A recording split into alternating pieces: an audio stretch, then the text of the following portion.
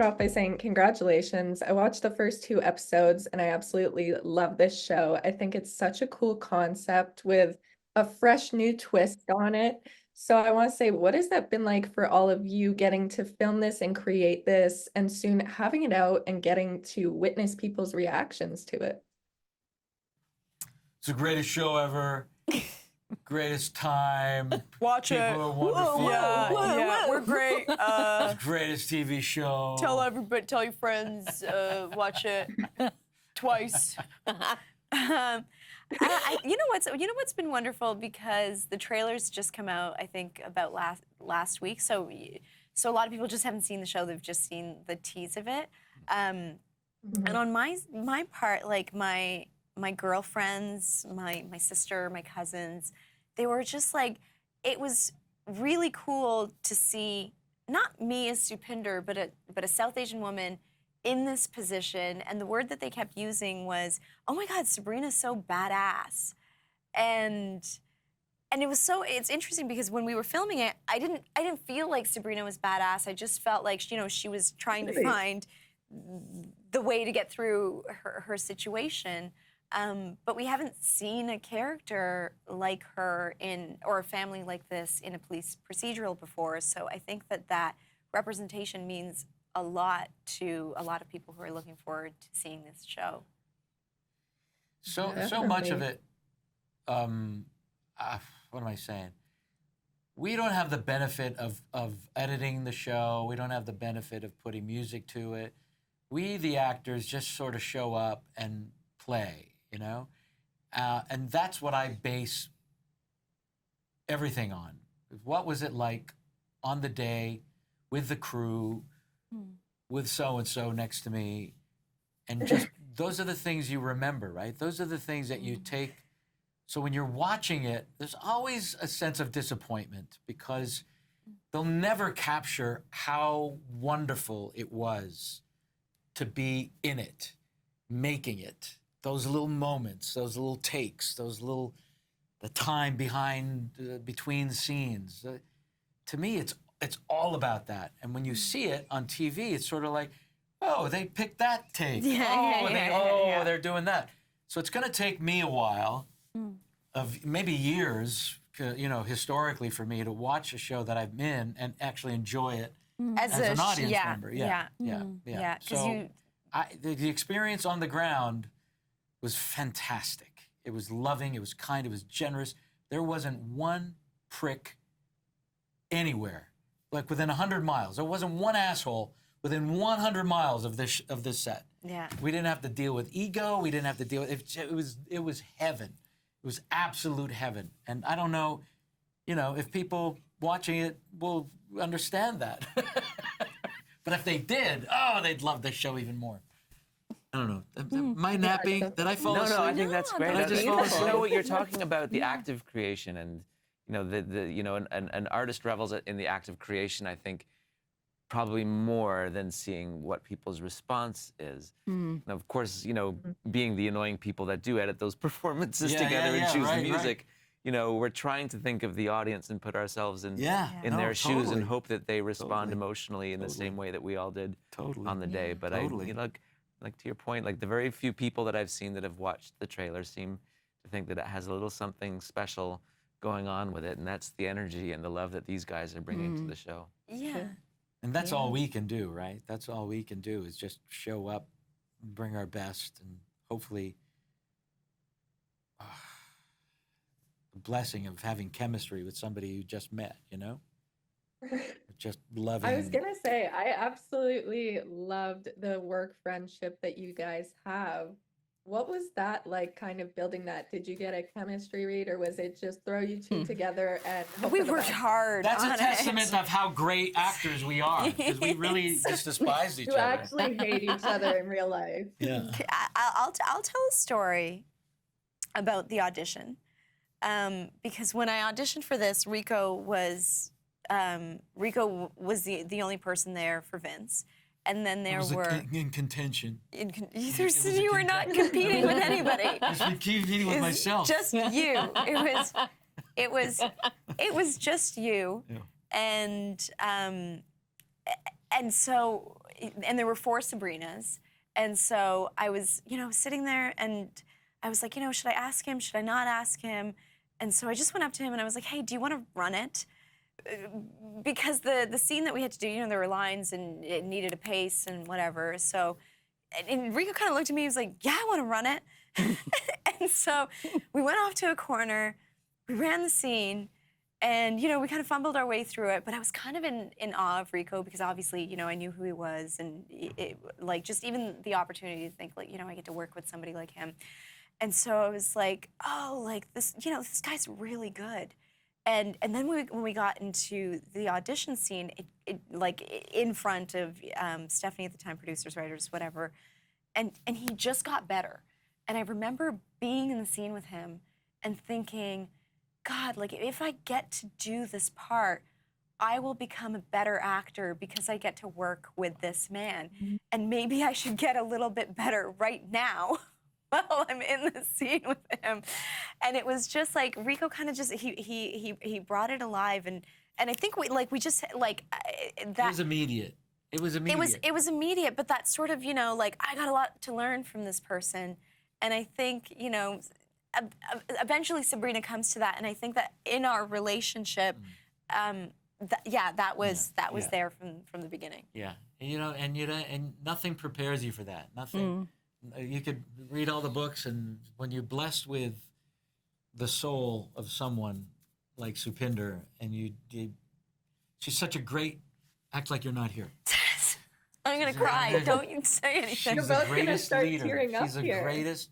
She sets a tone on a set, and that there's always the reputation of the number one person on the call sheet, sort of sets the tone on the show, and her energy and her love and affection for everybody, just trickled down and made it such a wonderful place to go and work. It sounds like you're lying. But I was there too, and I wish I was lying. I was there too, and it's the truth. The very first day of filming, Supinder addressed the crew and spoke about the idea of community and equality and being a team and working together, and that set the tone for what this experience was like for the next 4 months.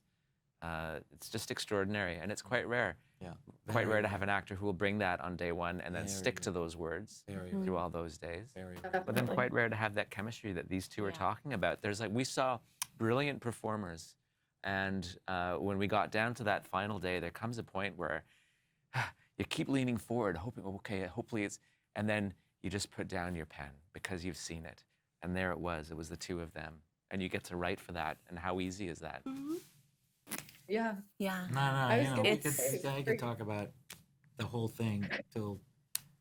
Yeah. There's no end. There's no end in sight. There's no end in sight. Talk about the whole experience and every day, and it sounds cliche. That's what sucks about it. I know, this is what I said. It sounds like you're lying. Like, it sounds cliche. Yeah. But it's like, I've been doing this for a long friggin' time, and I know that this was so above and beyond any experience I've ever had on a set.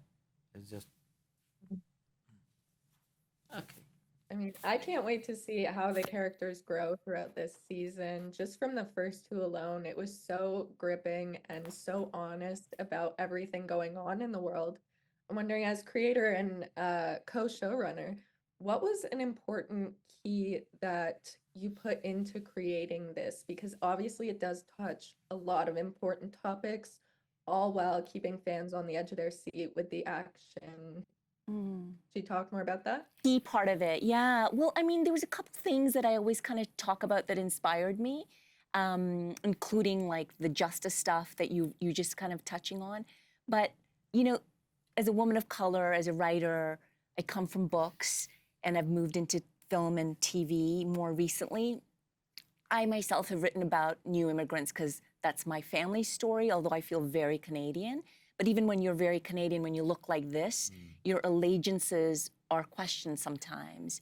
So, that was something interesting to me. But what about when it's someone who's been here forever? Like the Sikh Punjabi community. What happens then? What about when then things change and still you're being questioned? Not to say that we should question people who are recently here, this idea of maybe being more inclusive, right? Which is very Canada in sometimes, not always, but sometimes. And so that was interesting to me, that drama of identity based on being Canadian and your allegiances. And then the other thing that was really interesting to me, and I've always been interested in, is this idea of justice. And something that we say a lot in the show is what is legal isn't always fair. And so in our system, you know, a lot of communities have been dealing with the police in ways that some of us don't experience. And that idea, you know, so a lot of us recognize the system is partially broken, or maybe some people would say completely broken. And so are there alternate ways of looking at justice? And so the more I started reading about that, there were 3 inspirations around restorative justice: South Africa's Truth and Reconciliation Commission, Chicago's Cure Violence, and Toronto's pilot programs that are based on the Gladue Court and Youth Court that really look at people as a whole. And so that was so fascinating and inspiring and hopeful for me, that we could kind of look at justice and look at people as a whole and think of having compassion for someone and thinking about forgiveness and healing instead of just punishing people and putting them in prison. You know, because what does the prison system do anyway? And there's so many, particularly BIPOC men in prisons. And why is that? Or people who are from lower incomes. Why is that? So I was interested in those biases in our system. And that's why even through the show, Sabrina and Vince, both, and actually all the characters, but particularly Sabrina, even though she's a woman of color, she also occupies all these positions where she has power in some ways, around maybe being educated and being middle class, but yet she also occupies these other places where she's kind of on the outside looking in as a woman sometimes, and also as a woman of color. So it's a really particular space for women of color, particularly, to have a point of view that we don't get to see often, and not because those voices are more important, but because they're just as important. So how do we include those voices at the table as well? Wow, I gave a speech. Sorry about that. Beautiful. Wow. Oh, Great. Oh, thank you. I wish, knowing that, we could redo the whole show. Oh, Yeah, let's do it again. It's like, let's do it again. Yeah. That was beautiful. yeah. Thank you, Anar. And I love Sabrina's character. I think it's so refreshing to see a strong female lead, but also, as you said, a woman of color. What was it specifically that drew you to her story? And have you maybe learned anything about yourself from bringing her to life? Oh, that's a great question. I think that in terms of bringing her to life, like I think what I was drawn to with Sabrina was her drive. I feel like the characters that I love playing are you know, women that they're tenacious, they're going after something, and you know, that was clear to me. And in terms of embodying her, and then also this relationship that she had with her father, you know, was really interesting to me, because what is it when, you know, you put somebody on a pedestal for so long and then they fall off that pedestal, and then, you know, where do you go? In terms of what I learned from Sabrina, I think it was a bigger sort of lesson in terms of just how difficult policing is. You know, I think that Sabrina is very aspirational and career motivated, and then she runs into this guy, Vince, and, you know, he's got a different outlook on the entire system. But I think that, you know, as we went through these stories, and, you know, there's the law is one thing and it's black and white. And as humans who have to operate inside the law, and there's so much gray, and we talked about it earlier in terms of, you know, like there's not always a clear answer when you're executing as a police officer, and it's difficult to live in that gray on a day-to-day basis. And I have so much gratitude to the people who do it for a living, because it's not easy. And that was a huge takeaway that I didn't have the same kind of awareness about. Plus, it's pretty cool to play a woman of color that kick ass on a TV show Yeah. that a lot of young folks are going to Yeah. be looking at and going, Yeah. fuck, I want to be that. Yeah, or not even just a police officer, but I want to be somebody who that, can, yeah, man. who can deal with Ah. obstacles and can aspire to. It's already happened before. I mean, the people of Surrey, when they were sort of watching a shoot, they saw Supinder and they just sort of went. They've never seen a frame of this episode, but they saw her and they just went, Who are you? "What's going on? Can we have your picture with you? Can we take a picture with you?" You could Aw. feel what they were attracted to. Yeah. It's like, oof, I got God bumps. But and I think that like God bumps. God bumps. Yeah, and I think that means a lot, and it's not me. It's the image of Shit, if they knew you. But it is like it's the for whatever like I heard from another actor, and I thought that this was a really interesting piece of advice where he was like, I always think about my body, he was a large black man, and he was like, I always think about the physicality of what it means for my body to be in that role. And I think that, and it's a similar thing here. I have a smaller frame, the color of my skin, and the way that I look, and dark. What does it mean for this body to be playing this part? And for a lot of people, that's very meaningful. And outside of me, that is very meaningful. And I think that I can appreciate that for the moment, and that's pretty special. Oh, 100%. And I Yeah, love that that's people are awesome. already having such a positive and drawn reaction to it. Yeah, it was pretty cool. I liked getting my picture taken. Take a picture. Yeah. Get my good side. But my last question for all of you, if you could describe this show in one word each, what would they be? One word each. Okay, sorry, Gracie, give us a second. Emotional. It's okay. Ah, that was my word. Ah, too late. You should have come out with it. Groundbreaking. Mhm. Oh, that's hyphenated. I'll put it together for you. I want to say entertaining. It's fun. It's a fun show. That's all of us. No, you. I know, you both took my word. I know it's hard to be last. You got to jump on I need it. a writer. Oh no, I am one. Fast paced, fast paced, fast paced. Yeah.